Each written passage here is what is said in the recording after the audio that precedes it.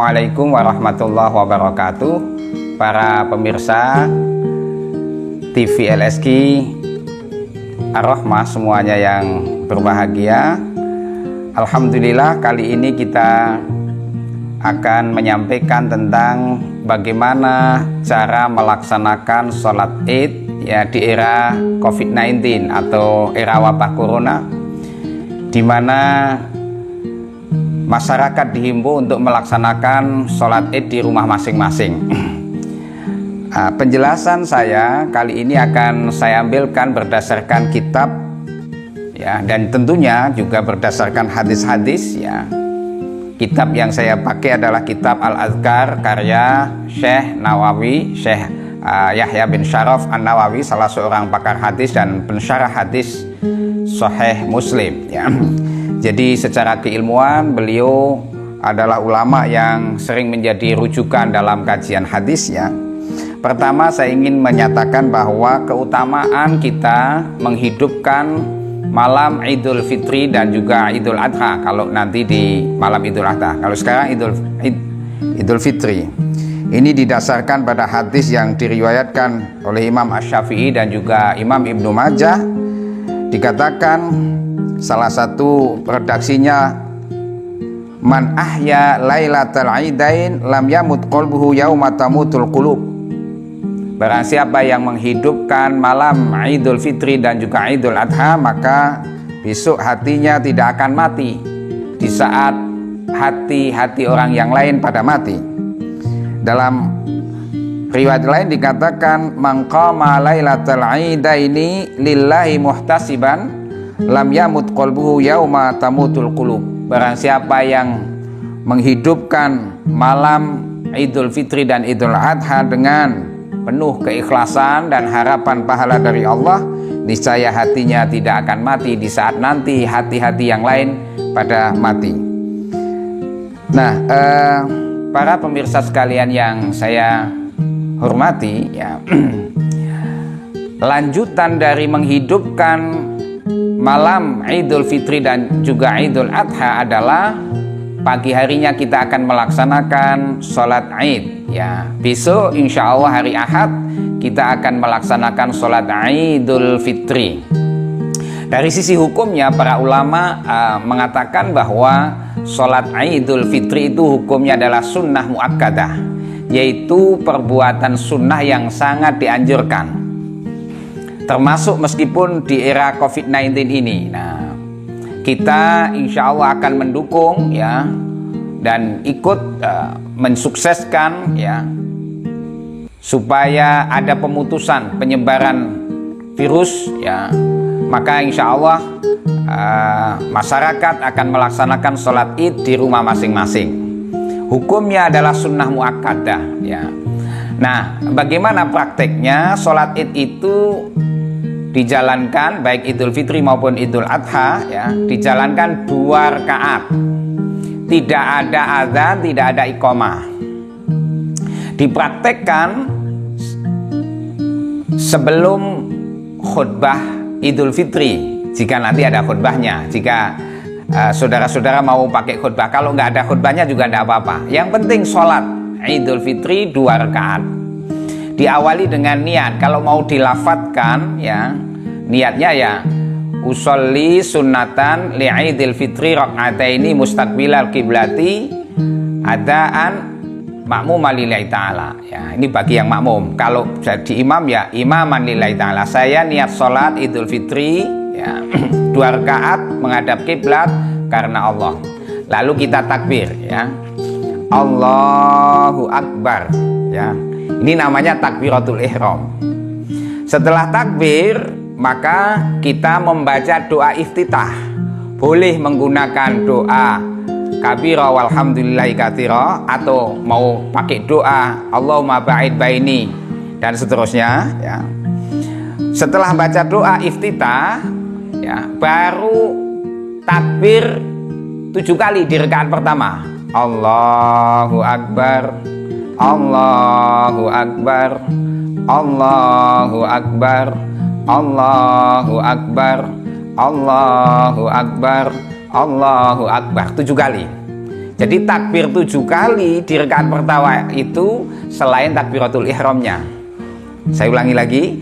Jadi pertama kita niat sholat Idul Fitri 2 rakaat karena Allah. Lalu kita takbiratul ihram.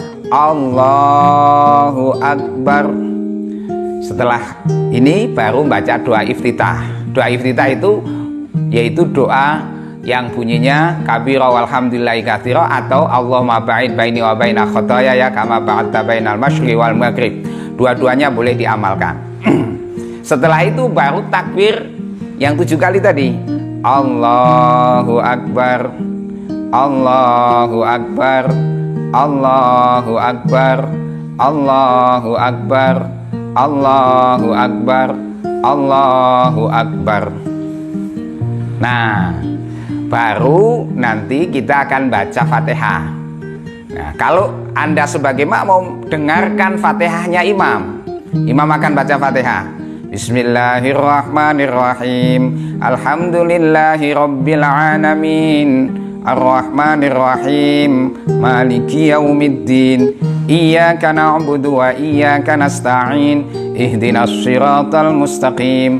Siratal ladzina an'amta 'alaihim ghairil maghdubi 'alaihim waladdallin. Ini imamnya akan baca Fatihah. Makmum akan menjawab amin. Nah, baru imam akan baca surat pendek. Ya, kalau nggak hafal yang panjang, pakai yang pendek. Ya, Qul ya ayyuhal kafirun juga boleh. Inna anzalna fi lailatul qadr juga boleh. Nah, ketika imam sedang baca surat-surat pendek, maka makmum baru baca Fatihah. Nah, kalau sudah selesai Fatihahnya, dengarkan. Nggak usah baca surat-surat. Bagi makmum nggak usah baca surat-surat pendek, cukup baca Fatihah saja, lalu melanjutkan mendengarkan sisa bacaan imam. Ya, misalnya imamnya baca surat Sabbihis yang agak panjang, bagus. Sabbihisma rabbikal a'la alladzi khalaqa fasawwa walladzi qaddara fahada walladzi akhrajal mar'a faja'alahu ghutsa'an ahwa, seterusnya. Nah, ketika imam sedang baca surat-surat pendek seperti tadi, makmum baca Fatihah. Ya, kalau sudah selesai Fatihahnya, diam, dengarkan lanjutan bacaan imamnya. Itu rakaat pertama. Saya perlu mengingatkan bahwa ada yang bertanya di tengah-tengah takbir tadi yang 7 kali tadi, Allahu Akbar, Allahu Akbar. Ini kita baca apa? Sela-selanya itu. Di dalam kitab Al-Adhkar karya Imam An-Nawawi, ya, sebagai pensyarah hadis, beliau menjelaskan bahwa para ulama menganjurkan supaya membaca tasbih. Jadi subhanallah walhamdulillah wala ilaha illallah wallahu akbar. Saya ulangi bacanya, subhanallah walhamdulillah wala ilaha illallah wallahu akbar. Jadi pas takbir yang 7 kali di rakaat pertama tadi, sela-selanya itu disela-selai bacaan tadi. Allahu akbar, subhanallah walhamdulillah wala ilaha illallah wallahu akbar. Allahu akbar, subhanallah walhamdulillah wala ilaha illallah wallahu akbar. Allahu akbar, subhanallah walhamdulillah wala ilaha illallah wallahu akbar. Nah, itu sela-sela antara takbir boleh baca zikir-zikir seperti yang tadi kita jelaskan, yakni baca tasbih subhanallah walhamdulillah wala ilaha illallah wallahu akbar. Nah, selain itu bacaannya sama, ya, rukuk sujud sama. Kemudian di rakaat yang kedua, begitu imam sudah berdiri, ya, Allahu akbar, ya, berdiri untuk dari sujud, ya, imam akan takbir 5 kali, ya, di rakaat kedua. Allahu akbar. Sela-sela lagi. Ini kita baca tasbih. Subhanallah walhamdulillah wala ilaha illallah wallahu akbar. Allahu akbar. Subhanallah walhamdulillah wala ilaha illallah wallahu akbar. Allahu akbar. Sampai 5 kali takbirnya. Baru setelah itu sang imam akan baca Fatihah.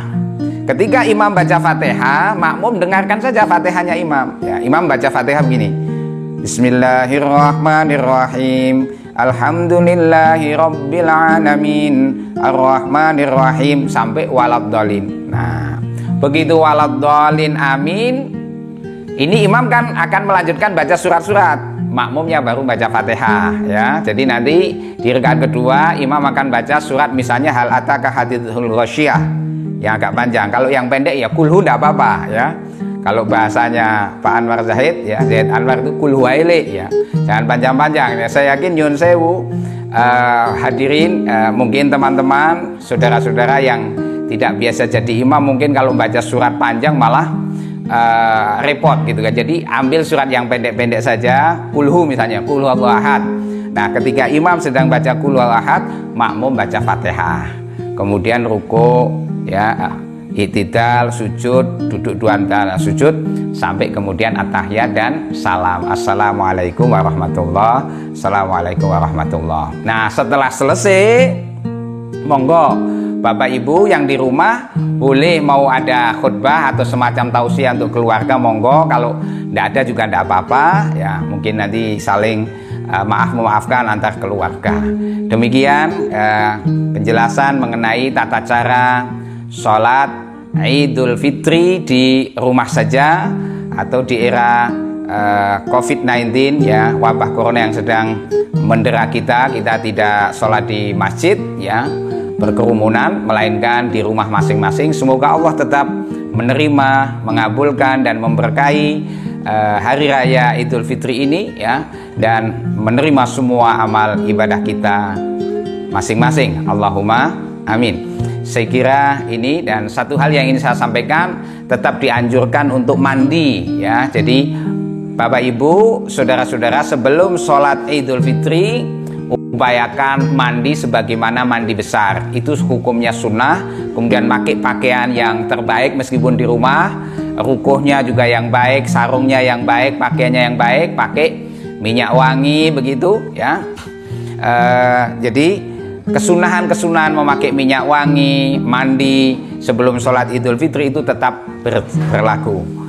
Demikian, dan juga dianjurkan sebelum sholat Idul Fitri Bapak Ibu saudara-saudara boleh menikmati snack kecil dulu untuk membatalkan, boleh sarapan juga boleh baru sholat ya. Itu kalau untuk Idul Fitri dianjurkan justru untuk berbuka. Jadi untuk menunjukkan bahwa kita di hari raya Idul Fitri ini sudah nggak ada puasa ya.